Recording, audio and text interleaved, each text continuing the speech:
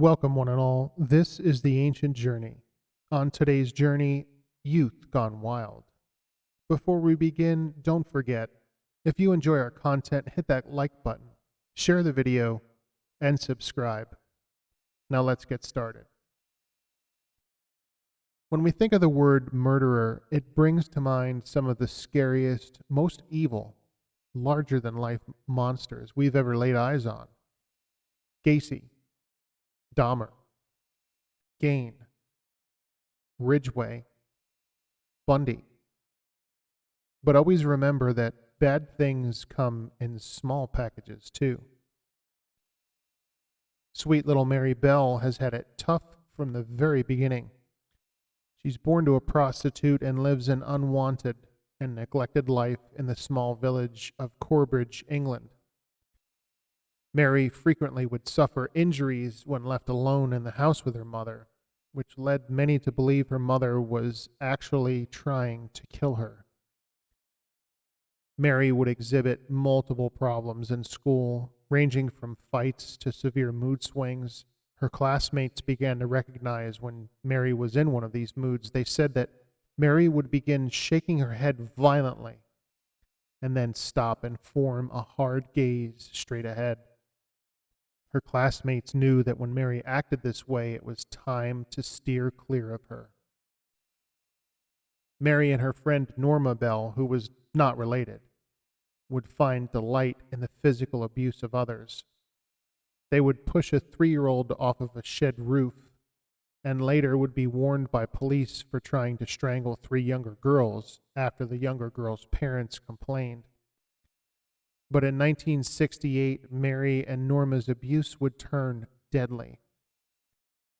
On the day before her 11th birthday, Mary Bell strangles 4-year-old Martin Brown to death. And a few months later, she murders 3-year-old Brian Howe in the same manner. There's an intensive investigation into the deaths of these 2 children, and Mary Bell and Norma Bell are interviewed and eventually told that they will be charged in the murder of Brian Howe. Mary coldly replies, "That's all right by me."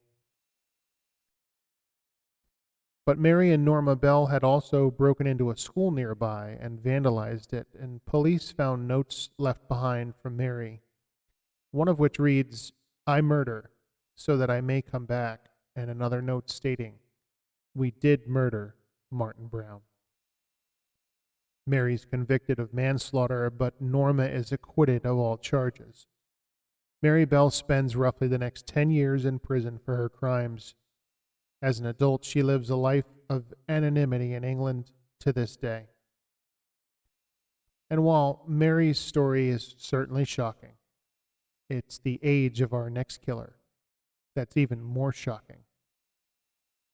In 1929, in the coal mining region of Kentucky, 6-year-old Carl Newton Mahan is just trying to earn some spare change for his family.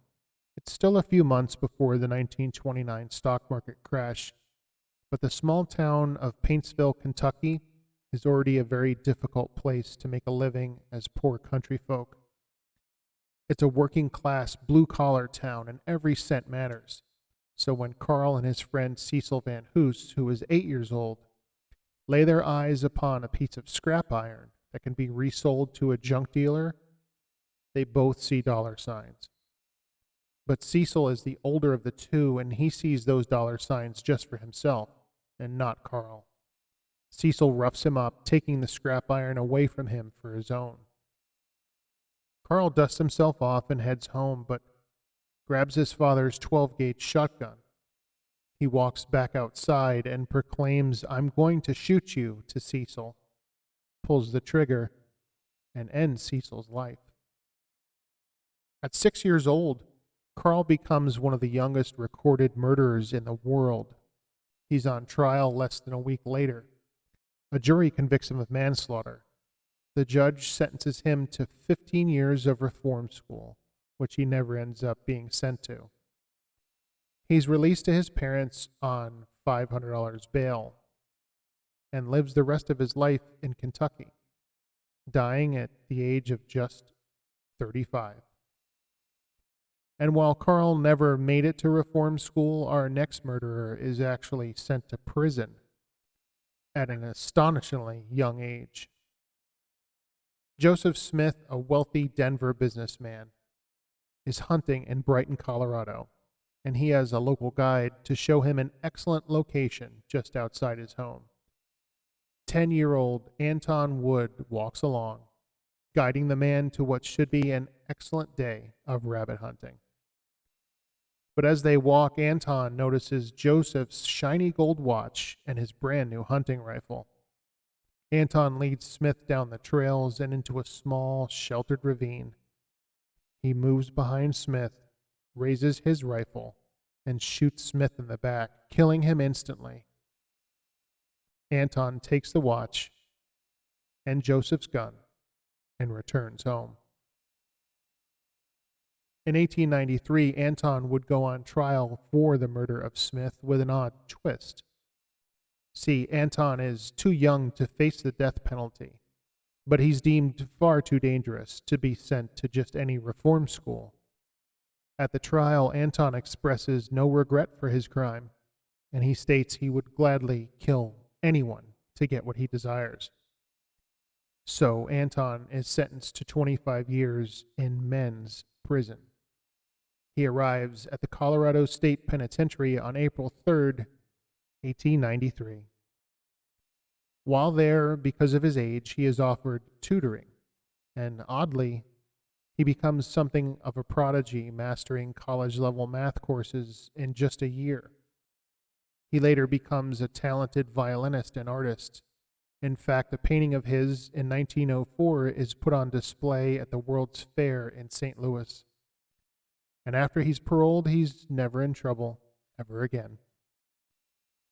So don't forget, evil comes in all sizes, big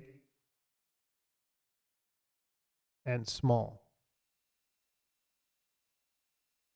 Thanks for watching, and thanks for sharing the journey.